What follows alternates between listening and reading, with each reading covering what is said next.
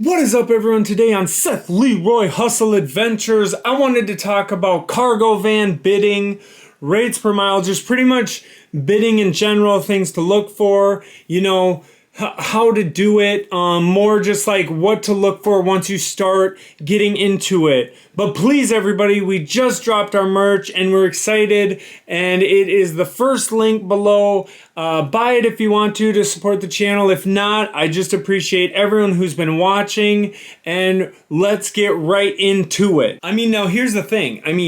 It can go all the way up from $1.75 per mile, and I know it can go higher. These are just from what I've seen. So this is personally what I've seen. So, people who are upset, this, that, and the other, if they don't like what I say, this is just what I've seen. I've seen up to $1.75 per mile to 60 cents per mile.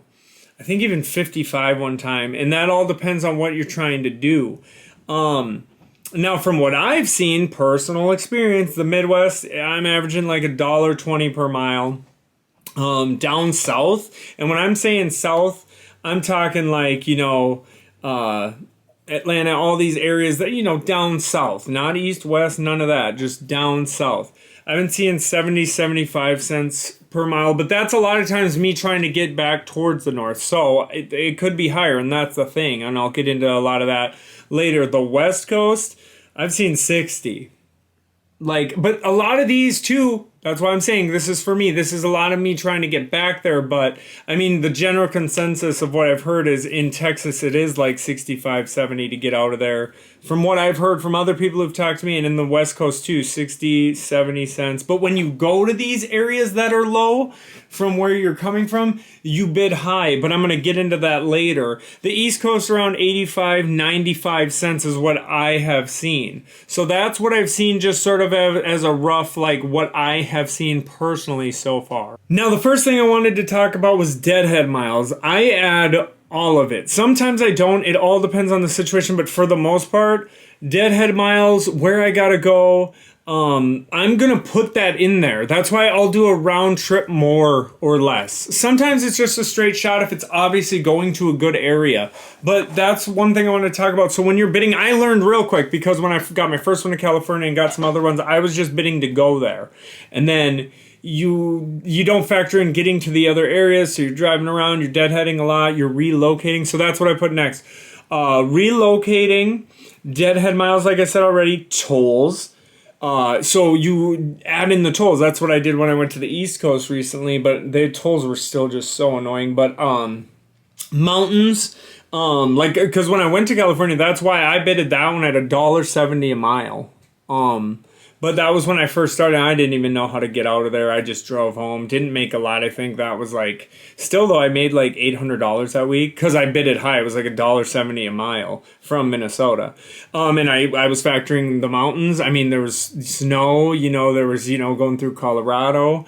But for a Minnesotan, it's not as crazy, but it was crazy. I had never been in mountains like that other than Tennessee, which I thought were mountains like that, but much different.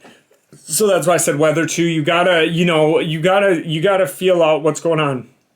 That's why I liked the winter, because I was making good money, because, to me, driving through the snow is not even a thing. I'm just like, oh, it's snowing, okay. And then, so now total miles is something to factor in too. Hand loading, that'll add like $100 usually, depending on it, or if it's a lot of hand loading, which I've only had like one, and I want them. I want that extra money just to physically get it. I love it.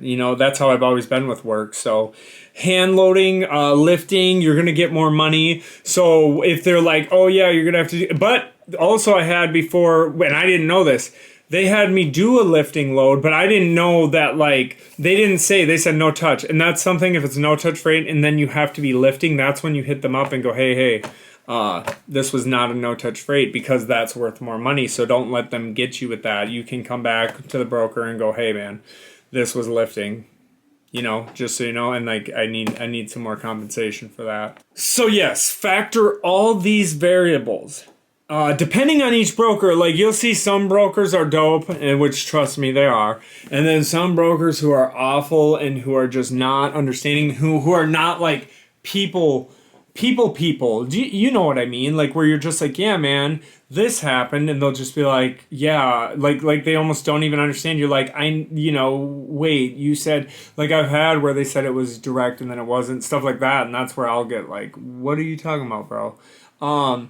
Depending if you're getting home or hustling. And the reason I put that is that's why I was saying a lot of times when I'm in these other areas, I go cheaper because I'm trying to get out of there. I don't know, and I've talked to people about this who've talked to me. I don't know about your regional situation, like how my regional, I can stay at that higher dollar because I'm not freaking out to get home. There's not a lot of deadhead to get home. That's why there's so many variables. But I thought just touching on a lot of these things is good, about bidding and stuff.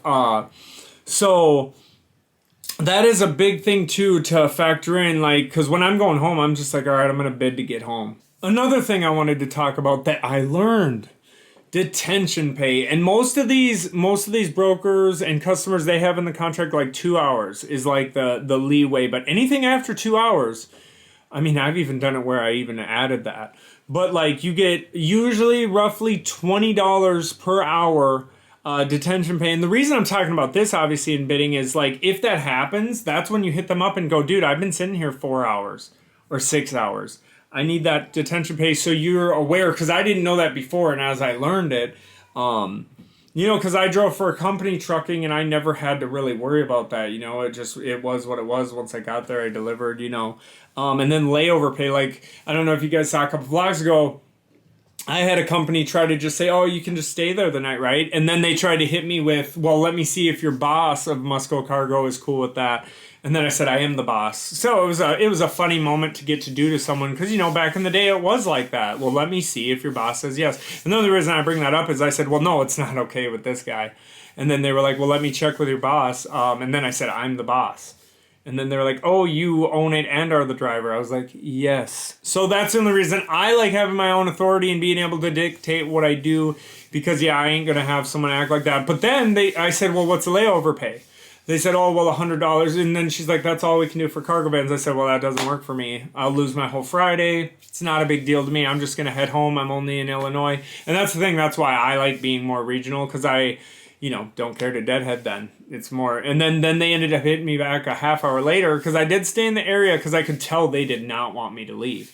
And the reason I'm bringing all this up, because that's part of dealing with brokers on top of bidding. When things go awry or things aren't the way that they should be, and I'm fine with it, I'm flexible, but it was insane. They took like 4 hours on that. Then they wanted me to do a layover. I said, no, not worth my day.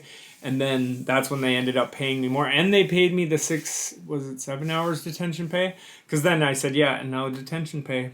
So, because they were acting like they just didn't, yeah. So, anyways, and then another thing, always watch out for storage fee. Like, I talked to other people when I asked on one of those sites, what do people do with storage fees? Some people said they pay it and then they get their money back, but I don't. I was like, no, I'm not even doing that. Because some people said, yeah, it's hard to trust the company, the customer, like, because, they're busy. And that was sort of that was the situation with that layover. That's what was going on. And they were trying to just be like, oh, well, we'll get to it tomorrow. And I was like, no, it's either pay it now or I'm leaving. So that's another thing to really keep track of is detention pay. Always put your times in and your times out. And time outs when you go to places, and when you were dropping off, picking up, I write right on it, pick up time, and it's boom, boom, drop off time, boom, boom. And that's good too when you send it into factoring companies, just so everything is on there appropriately.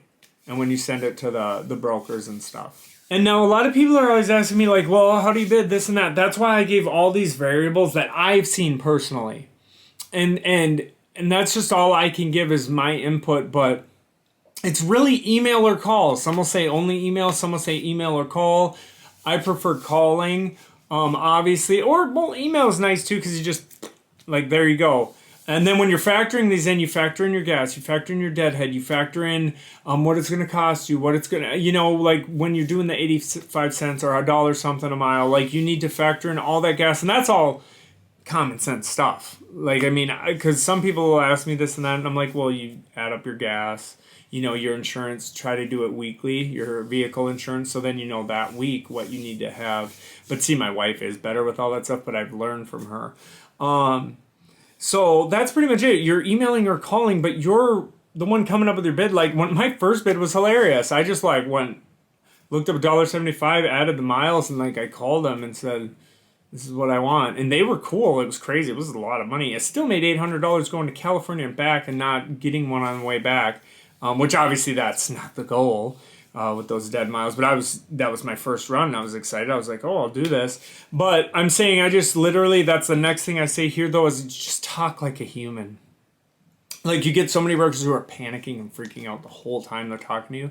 Just talk like a human. Just be like, yeah, dude, I want, you don't got to say dude. I know down south I live there more, say sir and stuff, and I'm real respectful and I'm cool, but I'm just saying, just talk like a human. Like, you don't need to be weird. Like, just be like, yeah, what's up, dude? Yeah, I was thinking this. If they're like, no, I'm always like, okay, then that doesn't work. Or if they go super low, ridiculous, I said, oh, we're not seeing eye to eye on this. Next. Like, that's why next thing I wrote is know your worth when you're bidding. Like, don't just take it. Unless, like, you can take ones that aren't as good to get to a better area, but still be wary of that because you don't want to get in that cycle where you're just digging yourself out. But, that's pretty much it. Yeah, I just wanted to do a video on bidding, rates per mile, and just, like, some of the things that I've noticed after doing this a couple months. And I hope this helped anybody. If you could, like, share, subscribe, hit the bell notification if you want to. It would be cool if people comment more in the comments to where any other topics you want to hear, because I'm doing this topic because my van is in the shop. It should be done tomorrow. My wife ended up picking a couple shifts up because she's funny. We have a good amount of money in the bank from saving all these years. But she was like, I'm just going to pick up those shifts so it offsets the missing of the van, because we just were chilling, enjoying our week, and then she's like, you know what, I'll go in for a couple hours each day and just make some money. But anyways, then everybody, please comment if there's any topics you want me to do, because I should be back up and running and doing my adventures on Monday. But everyone have a blessed day.